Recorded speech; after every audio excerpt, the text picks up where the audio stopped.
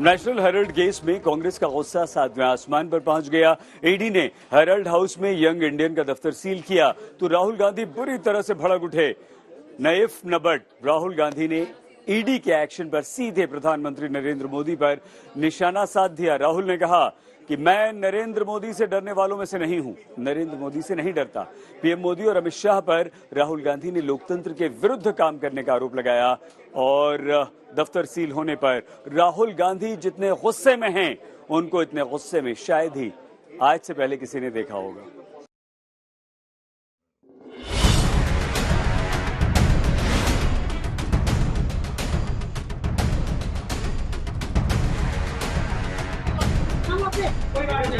National Herald case में अब ED तगड़े एक्शन में आ गई है और ईडी ने नेशनल हेराल्ड बिल्डिंग में यंग इंडियन के दफ्तर को सील कर दिया है। जिस वक्त ईडी यंग इंडियन के दफ्तर पर ताला जड़ रही थी, उस वक्त राहुल गांधी कर्नाटक के दावणगेरे में थे और जैसे ही वो दिल्ली आए, उन्होंने सीधा पीएम नरेंद्र मोदी को चैलेंज दे दिया और दो टूक शब्दों में यही कहा कि वो नरेंद्र मोदी से नहीं डरते हैं, जो करना है कर लो।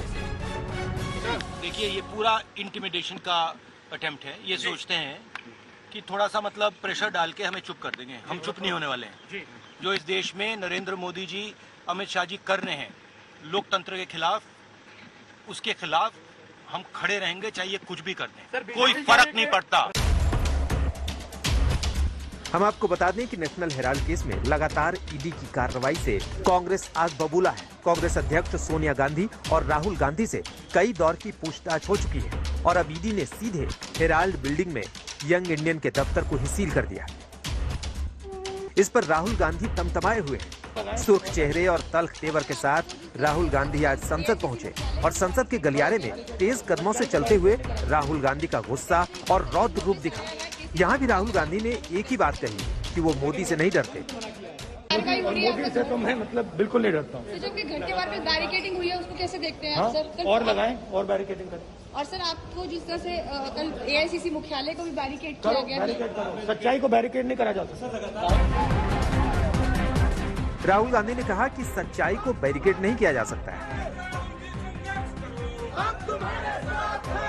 हम आपको बता दें कि जैसे ही ईडी ने यंग इंडियन के दफ्तर पर कार्रवाई की, दिल्ली में राहुल गांधी, सोनिया गांधी के घर के बाहर और कांग्रेस मुख्यालय के बाहर पुलिस फोर्स तैनात कर दिए गए। दिल्ली पुलिस के मुताबिक उन्हें कुछ इनपुट्स मिले थे कि कांग्रेस मुख्यालय के बाहर या लुटियंस दिल्ली के इलाके में कांग्रेसी बड़ा विरोध प्रदर्शन कर सकते हैं, इसलिए एहतियातन पुलिस फोर्स तैनात की गई। इसके बाद कांग्रेस ने ट्वीट किया, सत्य की आवाज नहीं डरेगी पुलिस या पहरों से। गांधी के अनुयायी लड़के जीतेंगे नंधेरों से।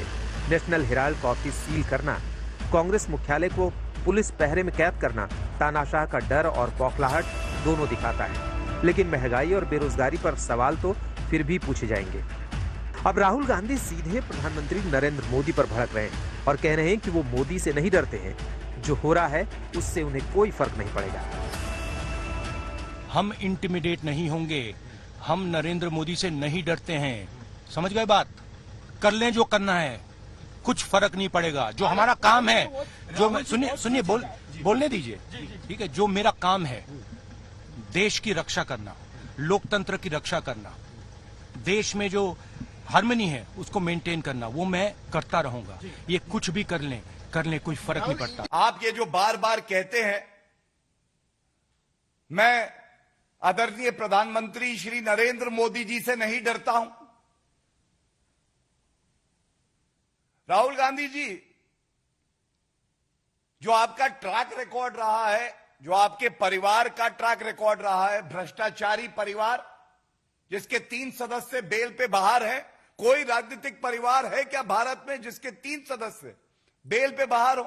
सोनिया गांधी, राहुल गांधी, रॉबर्ट वाड्रा। यह बात सही है कि आपको अगर डर नहीं लगता है तो डर नहीं लगता है भ्रष्टाचार करने से। आपके परिवार को और पार्टी के लीडर को डर नहीं लगता है तो वो कानून तोड़ने से, और आपको डर नहीं लगता है जब आप धमकी देते हैं देश की एक जांच एजेंसी को। लेकिन यह भी सत्य है राहुल गांधी जी, आपको डर लगता है, आपको कानून से बहुत डर लगता है। क्योंकि अगर कानून से डर ना लगता होता और आपका यह आरोप है कि राजनीतिक द्वेष से यह सारा मामला चल रहा है, तो आप सबसे पहले एक नागरिक की तरह न्यायालय का दरवाजा खटखटाते, एक आदेश लाते और कहते ये देखो, ये सत्य है, ये प्रमाण है मेरी ईमानदारी का। वो आप नहीं कर पाए। ईडी ने साफ निर्देश दिया है कि एजेंसी की इजाजत के बिना यंग इंडियन के दफ्तर को खोला नहीं जाएगा। इससे पहले ईडी ने हेराल्ड मामले में दिल्ली, लखनऊ, कोलकाता में 12 ठिकानों पर छापेमारी की थी। ईडी की इस कार्रवाई पर बीजेपी कह रही है कि घोटालेबाज भाग नहीं पाएंगे। जनता जनार्दन बड़े स्पष्ट रूप से कह रही है, न रण होगा और न रन होगा, RUN run. Neither you should fight against the system, nor you should run away from the system. देश का जो संविधान है, देश का जो कानून है, वो सबके लिए बराबर है।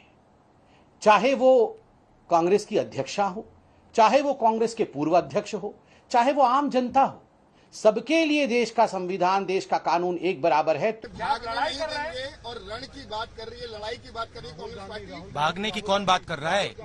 भागने की वो बात कर रहे हैं। देखिए, सुनिए बात, हम इंटिमिडेट नहीं होंगे, हम नरेंद्र मोदी से नहीं डरते हैं। समझ गए बात? कर लें जो करना है, कुछ फर्क नहीं पड़ेगा। हम आपको बता दें कि नेशनल हेराल्ड अखबार को साल 1938 में पंडित जवाहरलाल नेहरू ने शुरू किया। इस अखबार को चलाने का जिम्मा एसोसिएटेड जर्नल्स लिमिटेड नाम की कंपनी के पास था।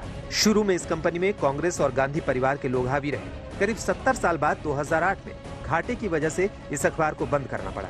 कांग्रेस पर आरोप है कि उसने एसोसिएटेड जर्नल्स लिमिटेड यानी AGL को पार्टी फंड के बिना ब्याज का 90 करोड़ रुपए का लोन दिया। अब ईडी मनी लॉन्ड्रिंग मामले में कार्रवाई कर रही है और कांग्रेस कह रही है कि ये सब मोदी सरकार के इशारे पर हो रहा है। कांग्रेस ये भी कह रही है कि मोदी सरकार ईडी को कठपुतली बना रही है और वो बढ़ती महंगाई, बेरोजगारी और जरूरी सामान पर GST लगाने के खिलाफ 5 अगस्त को दिल्ली में बड़ा धरना प्रदर्शन करेगी। सुप्रिया भारद्वाज के साथ अमित भारद्वाज, दिल्ली आज तक।